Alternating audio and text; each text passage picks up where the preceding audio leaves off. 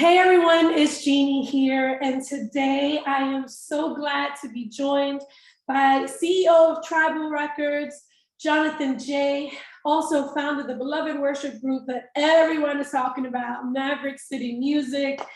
Jonathan, thank you for joining me. I am so excited to find out the behind it all. You know, I feel like Maverick City's in the mainstream and in the Christian world and the gospel world, but we don't really know much about behind it all. Tribl Records. Tell us about you. Welcome, first of all. So great to meet you.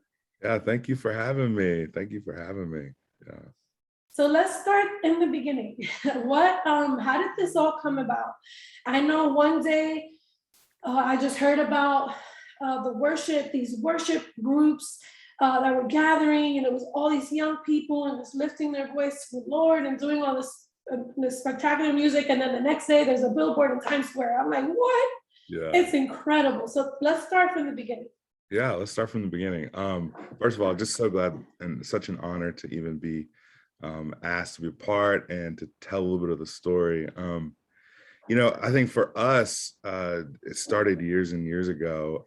Tony's not here, but Tony and I started Maverick City together. But before that, we were part of a worship collective called House Fires. And we wrote some songs called Good Good Father and Build My Life, songs that, yes and amen, songs that made their way really around the world, but that started in our living rooms and our homes with friends. And so really there was a response to that. It was like this moment where we go, wow, we're writing these songs. They're not just touching us. They're not just touching our church community. They're touching the world. There's something that God's doing. And so immediately our response is like, how do we instigate that further? How do we invite more people into that? And our sort of knee-jerk response to that was to sort of bring people that we had been meeting along the way to sort of write with us and hang out and spend time with us. So we opened up our lives, if you will, to so many people in Atlanta. We live in Atlanta, we're from Atlanta. So we'd have these writing camps that we would just host because we were songwriters first and foremost. And we invite these people to Atlanta, and we would have amazing meals, write songs. And we kept just doing this over and over and over and over again. And till finally, like, there were a few moments where we would go, these songs are special. They don't feel like House Fires. They don't feel like maybe some of the other things that we were part of. They feel like their own distinctive thing. And then highlighting some of the people that had been a part of those camps too, like a Chandler, a Dante, a Brandon, just the songs and the people, just felt like there was something there that God was breathing on. So we had this idea of maybe we should record a few of these songs and just see what happens. And so really birthed out of just wanting to connect, wanting to just write songs and hang out with people, eat really amazing meals. It's kind of this community that has grown to this just amazing expression. And it sounds to me like Acts Church, you know, like it sounds to me like what we were supposed to be doing always. You know, even hearing you, I think about how many people would have just kind of hoarded that success and they're just like, you know, I got this. Like, you know, we're right here. We're the ones doing this. Let's keep doing this. You did the opposite. You're like, let's bring people in. Let's, you know, and really you see it even in the videos when you guys are all together and stuff like that. You see it, that community, and there's power behind it, which is why I believe God has breathed on it in such a way. Talk a little bit about redefining worship, you know, because I know that's something that you guys have done right now. You know, we need it the most. This 2020, 2021, and all the craziness we've been through, there is something unique and special about what Tribl is doing in Maverick City. Yeah. Yeah, I mean, I think this past year in particular, I think we really felt the weight of it. We felt like a lot of people went to church with us during the pandemic. Lots of people who maybe had moments of realization that, like, I actually won't be able to attend church. I won't be able to do the normal rhythms just because of the COVID realities. And And so what we really found, what we really felt is that people sort of went to church with us during the pandemic, and um, the messages and sort of the encouragement that we would get from people was like, hey, I haven't been to church in a long time, or maybe I just needed this today, but I listened to a video or heard this song and it has gotten me through. And I think for us, like hearing that, experiencing that, seeing that was really just a reminder that God was doing something, even in the midst of like a year where everyone says, okay, you're shutting down. We really felt like we took off in a sense. Yeah. And I think there's a few things. I feel like the multiculturalness of it. I think seeing people that, you know, maybe don't all look the same, or people that kind of coming together to worship. But there's something really like, hold on a second here. Let me look into that. I think the spontaneous worship. I think the moments where you feel like the song kind of ends, but there's still something that God's doing, and the leader leans into that. That's captured, that's held on to. So I feel like all those things sort of make sort of the tribal, the Maverick expressions so stand out and so beautiful. Absolutely. And we really needed to see that picture of diversity, of unity, of like, this is what the church is supposed to look like. And unfortunately, even some of the church has gotten caught up in all the division. So it definitely was a beautiful depiction of God and just the body of Christ. Let me ask you this though, because many people know Maverick City, right? And that's the name that's out there. But what is tribal music, and how is it different from Maverick City? From my understanding, I know tribal is the force behind Maverick, but can you kind of explain that more for us? Yeah, tribal is the bat signal to all of the Mavericks out there, if that makes sense. We are a gathering place. We're a microphone or an amplifier for all the people who feel like they have the Maverick spirit and are part of that. We come from a community of people who have been writing songs and putting music out for so long, even before Maverick City. And so I think the heart really of tribal is to be an amplifier to the world of what worship sounds like, what it looks like, and to amplify really the voices that ought to be amplified in this space. And so I think for a lot of people, that's maybe people that you haven't heard of before. I think maybe there are people that you know of, but maybe you haven't heard them in this way. So I think we're sort of throwing up the bat signal and inviting people to be a part of it who feel like they identify with maybe some of the things that we all sort of identify when it comes to worship. And so Tribl Records is and tribal worship is literally just a welcoming signal. It's the bat signal. Come and join and be a part of what we feel like God is doing, not just in Maverick, but in the world. I love it. I just read, that tribal is the genesis point of the new worship sound. Yeah. And I can't even tell you enough how much I feel like we need that. Sometimes Christian music just becomes like the normal four chords and, the same phrases regurgitated. But there, like I said earlier, there is like God breathed. Your music is God breathed. Like there's a new, when I'm like watching secular interviews with artists that are singing gyro, like what? Crazy. Like you don't need, like, if you're not following Jesus and really reading the Bible and stuff, you don't even know what gyro is. Yeah. So it's definitely something unique and different that's happening. I want to ask you this: are there, other than Maverick, are there other artists that you can kind of point out that would be a part of this tribal sound? Or yeah, we've got a lot of artists that are a part. We've got some new artists that maybe you don't know.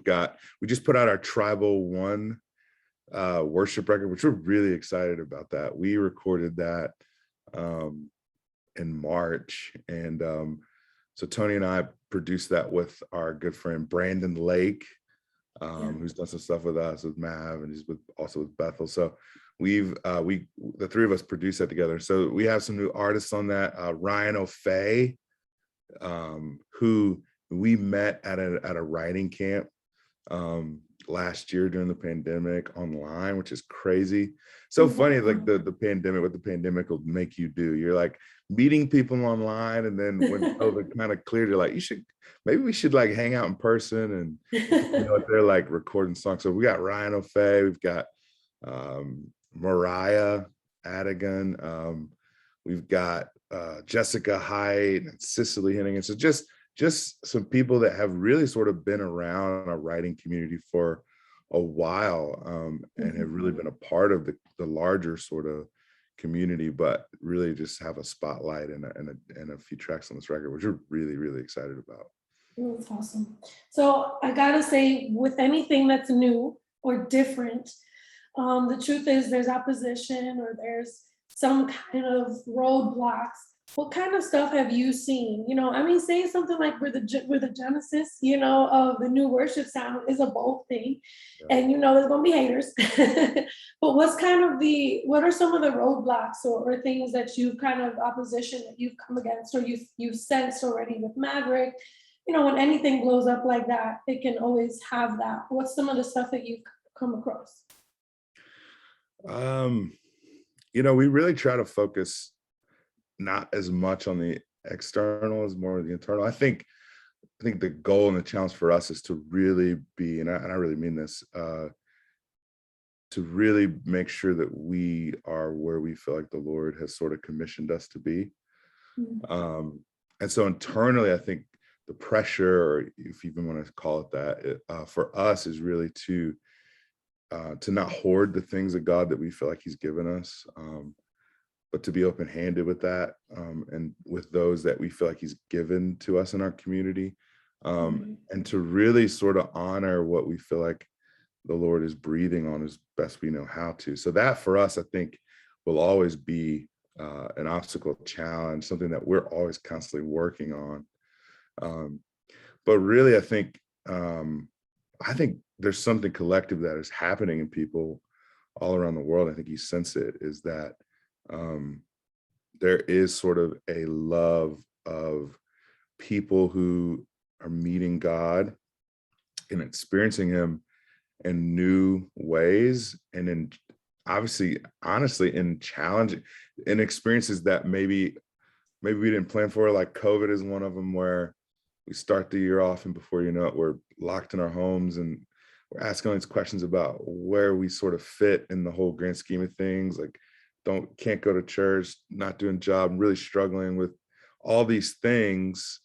And there's sort of this returning, sort of a restart to, let me get this one thing right in my heart again. Let me come back to this. So I think for a lot of people, there's a rebirth, a restarting, a renewal. And I don't think that's like something that only Maverick has like the jump on. I think it's something that's universal. I think it's something that God's doing in the world. I think we're just one of the participants in that. So yeah. How do you safeguard your tribe? I know you guys are a lot of you, and and then with success and all of that. And I mean, we saw with Chandler and all the controversy with the wedding photo with his own wife. Like, come on, people. How do you safeguard what you guys have? And it's hard, it's young people too. And, we have freedom in Christ. I understand that. And sometimes the public doesn't understand, Yeah. Man, there's so much there. I would just say that I think it kind of goes back to what I was just saying earlier about stewarding and holding true to the things that we feel like God has sort of put us on. And really, we have so many people that internally we've brought in that are advocates and leaders spiritually, who sort of are like kind of that check and balance, for the group and the community. And we have so many people praying for us, so many people that are bought in, so many people that are really just a part of what it even of the larger Maverick community that are really speaking into the different things that would help keep us on track, and sort of help us to remind the group and even us as we're leading to hey, these are the things that God said, these are the things we're going after. And so I think as much as our focus can be on the external, I think internally focusing on those things and making sure that the focus and the heart um, is really on the things that we feel like we're called to. Yeah. And then all the other stuff, I mean, you deal with it as you go, but really can't be the focus, can't get you too Mhm. far down, you know? So That's awesome. I think something that Tribl is doing, I just watched, there's a movie called Jesus Music coming out, and mm, it kind of takes people through just the beginning of the contemporary kind of Christian yeah, sound, and then talks about kind of the divide where with contemporary music and gospel music, and how mhm, contemporary becomes the white, music, and gospel becomes the black music. But what we see with you guys is like that doesn't even exist. There is yeah, all. And I love that. Talk about breaking down that that yeah. racial thing that even unfortunately exists in Christian and gospel music. Yeah, it exists. It's pervasive, right? It's ubiquitous. It exists in the way that we talk about it. I think it even exists in the way that like our industry sort of frames, Right. even the music and the way that we even, yeah, I think it's just pervasive. And I think for us, I think we've sort of been a part of maybe bringing attention to maybe there's another way. I think we've sort of done it like it's either or, but I think we've kind of been like, maybe we could do it another way. And some of that's intentional, some of it's not intentional.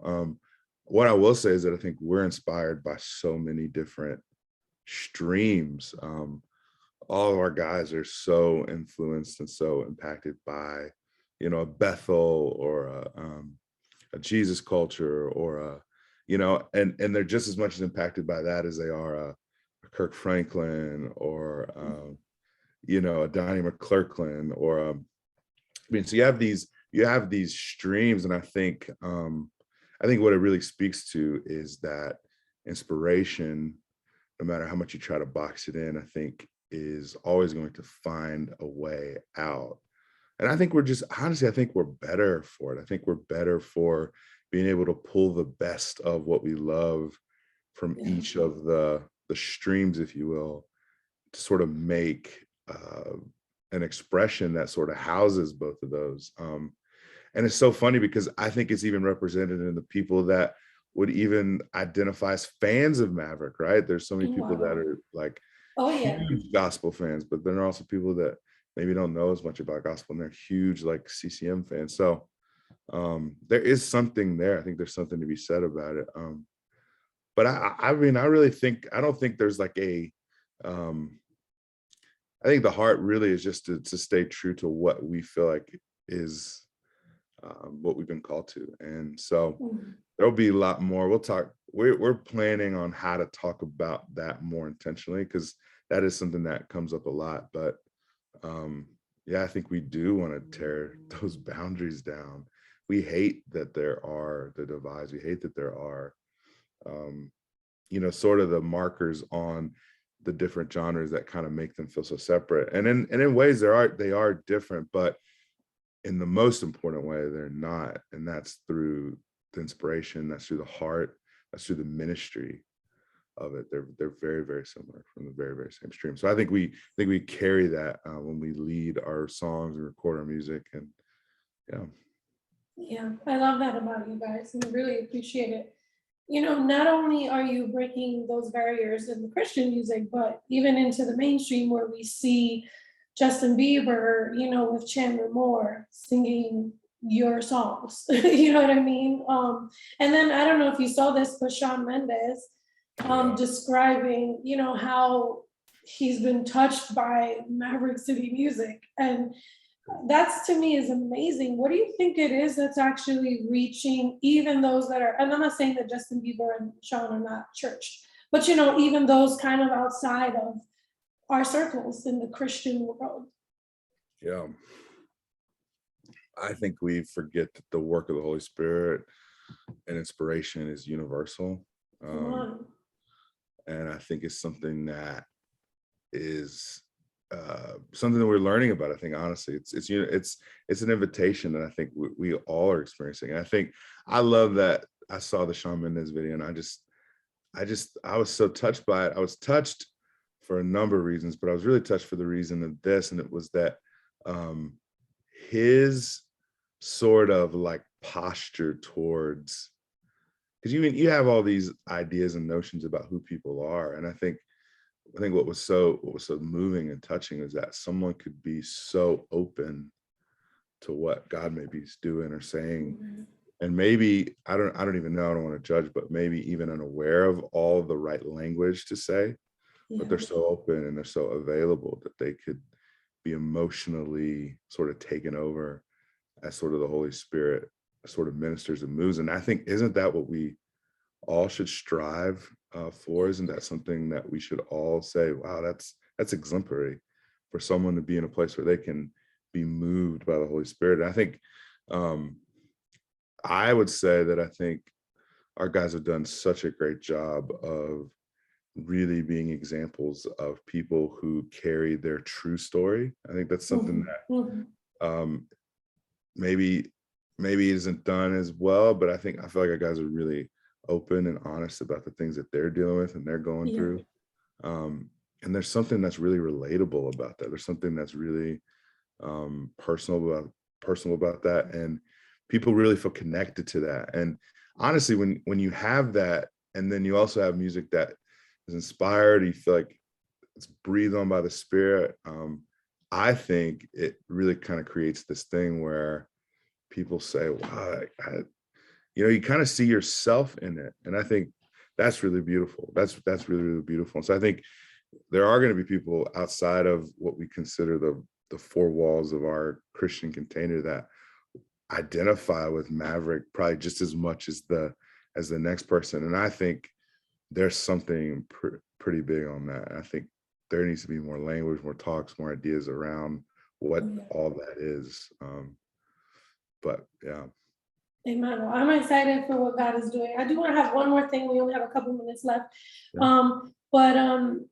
There's a whole thing going on too with worship music and making sure that it's theologically sound and not just an emotional reaction. How does tribal music and worship, how do you guys kind of make sure that what you are saying is theologically sound as well as, moving? Yeah. I'd say the emphasis and sort of a lot of these songs are birthed out of community and birthed out of relationship. And so songs that we feel like we've sung, or that you've heard us sing, I think a lot of times have been birthed out of maybe just a need in the moment. Even going back for us, even song Tony Koroka, Good Father, songs about someone in a community needing to know that the Lord was a really good father. And so I think for us, when it comes to how we're writing the songs, how we're curating, crafting the songs, we love to start there with the inspiration of, Lord, what are you breathing on? What are people that we're in community with? What do our relationships tell us we need to be singing about? What's healthy for us to sing about? And then from there, I think we craft with a chorus of many voices around